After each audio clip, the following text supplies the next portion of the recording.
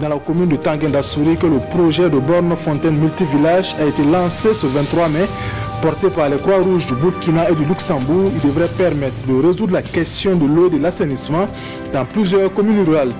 Et puis, malgré son handicap intervenu depuis la classe de CE1, Djeneba Deme, enseignante à l'école primaire de Sokoro dans la Koussi, n'a cessé de baisser les bras. Elle a poursuivi son cursus et même en temps fait du commerce pour pouvoir financer ses études de formation d'enseignant du primaire. Son portrait, c'est à suivre dans cette édition. Le nouveau gouverneur de la région du centre-est, du centre-nord, Casimir Segueda, a été installé ce 23 mai à Kaya. Il aura pour tâche d'œuvrer à instaurer plus de sécurité dans cette région qui est en proie à des actes de terrorisme. Auparavant, il était gouverneur de la région du centre-sud. La cérémonie d'installation, c'est avec Salif Belem et Mounira Keri.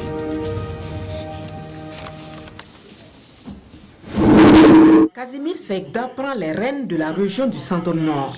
Au nom du président du FASO, je vous déclare officiellement installé dans vos fonctions ce jour 23 mai 2019 avec nos félicitations et nos encouragements. Le nouveau gouverneur s'installe au moment où la région connaît des remous sociaux et de multiples attaques terroristes. Invite est faite à la population à l'union sacrée pour un Centre-Nord de paix et de quiétude. Je voudrais tout simplement rendre grâce à Dieu et témoigner toute ma gratitude et ma reconnaissance aux plus hautes autorités de ce pays qui m'ont renouvelé leur confiance. Je voudrais tout simplement lancer un appel à toutes les filles et fils de la région du Centre-Nord à une union sacrée pour qu'ensemble nous puissions développer cette région. Nous avons donc prodigué un certain nombre de conseils et renouvelé aussi la disponibilité du gouvernement tout entier à accompagner les gouverneurs de notre mission, en interpellant également les gens de la région à se mobiliser autour du gouverneur pour faire face à des problèmes liés au développement, mais aussi à des problèmes liés à la sécurité. Casimir Segueda remplace à ce poste Nandi Sommet Diallo. La gouverneure sortante rend hommage aux forces de défense et de sécurité, aux populations et aux forces vives de la région pour le soutien et la bonne collaboration. Grâce à votre engagement, nous avons pu assurer la mise en œuvre des politiques de l'État dans bien de domaines. Je vous prie de croire que j'ai été honoré de travailler à vos côtés. Les procès-verbaux signés, Casimir Segueda est désormais le dépositaire de l'autorité de l'État dans le Centre-Nord. Il a pour mission de veiller à l'exécution des lois, des règlements et des décisions du gouvernement dans la région.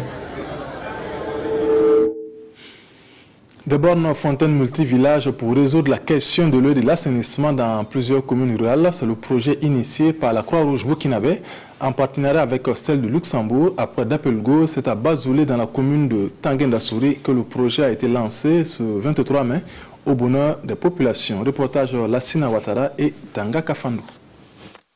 Par ce geste, tous s'engagent à la réussite du projet d'amélioration des capacités de la commune de Tanguin-Dassouri à assurer l'approvisionnement en eau potable et en assainissement. Un projet de la Croix-Rouge burkinabé qui vise à accompagner les efforts du gouvernement dans la résolution de la corvée eau. Ce projet est un projet qui entre dans le cadre de la protection de la dignité humaine. Vous savez que nous sommes dans un pays sahélien et il y a beaucoup de difficultés à mobiliser les eaux. Et nous pensons qu'en le faisant ainsi, la Croix-Rouge apporte sa petite pierre pour permettre aux populations d'améliorer leurs conditions de vie. Le projet couvre les communes de Tanguin-Dassouri, Pabré et Dapelgo et est financé par la Croix-Rouge luxembourgeoise. Dans le cadre spécifiquement de la commune de Tanguin-Dassouri, nous avons prévu à peu près 5 AEPS multivillages. Le budget total pour les 5 ans, pour les 3 communes, est en euros et de 3 750 000 euros. Cette cérémonie donne l'occasion aux forces vives de la commune de marquer leur entière disponibilité à accompagner la mise en œuvre du projet. Nous allons travailler en synergie d'action pour que ce soit une réalité. Aujourd'hui, comme on le dit, les mots manquent souvent parce que c'est une grande joie. Donc nos remerciements vont également à la Croix-Rouge du Burkina Faso, la Croix-Rouge luxembourgeoise, et tous les partenaires. Et pour faciliter la résolution des difficultés liées à la mise en œuvre du projet, à la gestion des ouvrages, les 59 villages de la commune ont été sensibilisés sur les enjeux du projet, comme le fait ici, à cette cérémonie, la troupe théâtrale Ouagré.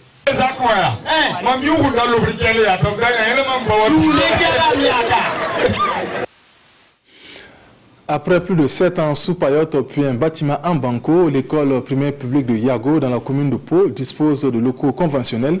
L'infrastructure réalisée par les engagements nationaux et le programme d'urgence compte 3 salles de classe, un bureau, des latrines et un forage. 40 millions de francs CFA. Voici le coût total des investissements. Reportage Adama Guiti et Draman Dadian. Kampala Yago se réjouit d'accueillir ce joyau. 3 salles de classe équipées de tables-bancs, un bureau, un magasin, un bloc latrine et un fourrage. 40 millions de francs CFA injectés pour ces différentes réalisations. Le secrétariat permanent des engagements nationaux et du programme d'urgence table sur la qualité des infrastructures. Pour présenter donc à l'opinion, pour présenter donc à toute la population le travail qui est fait, donc nous sommes rassurés par rapport à la qualité des infrastructures que nous réalisons. Je voudrais en tout cas, au nom des populations en tant que parrain, traduire tous les remerciements à son Excellence Roch-Marc Christian Kaboré, et il a bien voulu instruire les engagements nationaux qui ont réalisé dans cette infrastructure. Voilà qui faisait office de l'école du village. Un établissement scolaire de fortune offert par Salif, un parent d'élèves. Les conditions d'apprentissage s'améliorent, foi de l'invité d'honneur, reconnaissant des efforts consentis par le gouvernement. Mais avant, hommage à l'enseignant. Que les enseignants, le monde des enseignants soit magnifié à jamais et que nous puissions tous les jours, chaque jour que Dieu fait, nous rendre utiles à notre société. 84 élèves encadrés par 4 enseignants pour cette année scolaire. Tous s'engagent à travailler pour de meilleurs résultats. Enseignante à l'école primaire de Sokoro dans la Kossi, Geneva Démé a été amputée au bras droit depuis sa classe de CE1. Ce handicap ne l'a pas empêché de poursuivre des études, bien au contraire. Après son BPC, elle s'est lancée dans le commerce, une activité qui lui a permis de financer sa formation à l'école de formation des enseignants de primaire. Son portrait dans ce sujet de Serge Somda et Karim Ouedraogo. Le handicap n'est pas une fatalité. Geneva Démé, institutrice à l'école primaire de Sokoro dans la province de la Kossi, l'a prouvé. Aucune matière, aucun cours n'est laissé de côté à cause de son handicap. Ici, elle dispense le cours de géométrie où il faut manier règles, compas, entre autres pour les différentes figures. Le début, j'avais même peur. Je me disais, est-ce que je vais pouvoir même? Mais avec la volonté, non, moi-même je trouve que c'est très facile à enseigner avec mon handicap. Si c'est les cours, vraiment, j'arrive à tout faire. Si c'est les traçages, je peux faire. Travailler avec le compas, il n'y a pas de problème. Écrire sans problème, même aller au sport. Geneva Démé a perdu son bras suite à un accident depuis son enfance à l'école primaire. Si aujourd'hui elle se sent plus à l'aise avec son handicap, au début ce n'était pas le cas. Je l'ai eu en classe, au CE donc.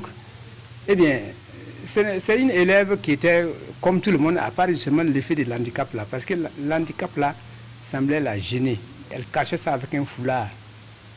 Et vous savez, bon, elle écrivait à la main gauche. Comme elle n'est pas gauchère, c'est une gauchère, comment on peut dire, par accident. Donc ça jouait un peu sur non seulement son écriture, mais aussi l'apprentissage. Geneva Démé a embrassé le métier d'enseignant en 2014 suite à son admission au test d'intégration, puisqu'elle s'est inscrite en parallèle pour sa formation en enseignement. Elle mène bien son activité d'enseignante, à tel point qu'elle est beaucoup appréciée par son entourage, surtout ses supérieurs hiérarchiques. Vraiment, je remercie le bon Dieu. Malgré mon handicap, tout le monde m'aime. Bon, si je veux faire quelque chose, et même il veut dire que peut-être je ne peux pas, pourtant je peux faire, ils viennent m'aider. Mais je les laisse parce que c'est un respect. Maintenant, les collègues, on s'entend, on échange, on dirait que c'est une famille. Et ils sont toujours prêts à m'aider, à donner des coups de main. Même la hiérarchie aussi. Souvent, moi-même, j'ai honte. Quand je vais envers eux, j'ai peur, mais arriver là-bas, ça m'étonne même. Ça m'étonne. Vraiment, ça m'étonne. Et tous, on me respecte comme je les respecte aussi. En tout cas, c'est une à féliciter et à encourager, surtout avec son handicap. Je ne croyais pas m'attendre au travail là-bas. C'est vraiment une enseignante battante, je l'encourage beaucoup. Nous n'avons rien à lui reprocher au côté travail. Au contraire, elle se bat, malgré son handicap, elle se bat. Elle n'a pas de gêne particulière par rapport à son handicap. Elle se sent comme toute autre personne et ça se sent dans sa manière de faire. Au contraire, je peux dire qu'elle se bat peut-être même plus parce qu'elle a un handicap qu'elle surmonte. Et cela fait que nous n'avons pas de disposition particulière à lui accorder. Ce qu'on demande aux autres enseignants, c'est ce qu'on lui demande. Et c'est ce qu'elle rend comme service. Côté professionnel, elle se bat bien. Et pour preuve, elle a réussi à l'écrit du CAP l'année passée. Et nous avons eu la chance d'aller la prendre à la pratique du CAP cette année. Et nous avons été épatés par ce qu'elle sait faire. Donc elle a beaucoup à féliciter. C'est ce que d'ailleurs nous prônons, donner les possibilités aux uns et aux autres de montrer ce qu'ils savent faire. Et c'est ce que, en tout cas, Témé Djeneba nous montre à longueur de journée. Le handicap n'est pas une fatalité.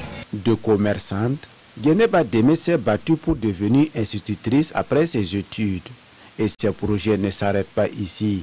Mon grand souhait, c'est qu'il m'aide peut-être avec une association des enfants handicapés, par exemple. Je souhaite aussi avancer.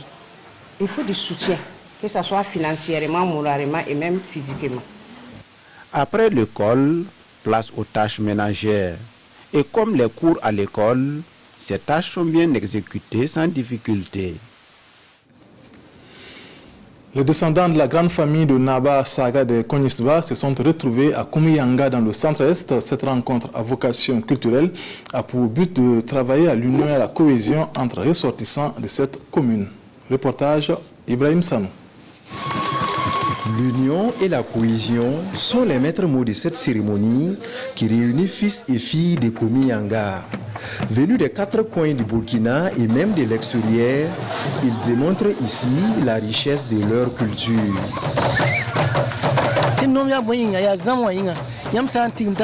Nous sommes tous de la même famille, une famille globale composée de six enfants de même personne.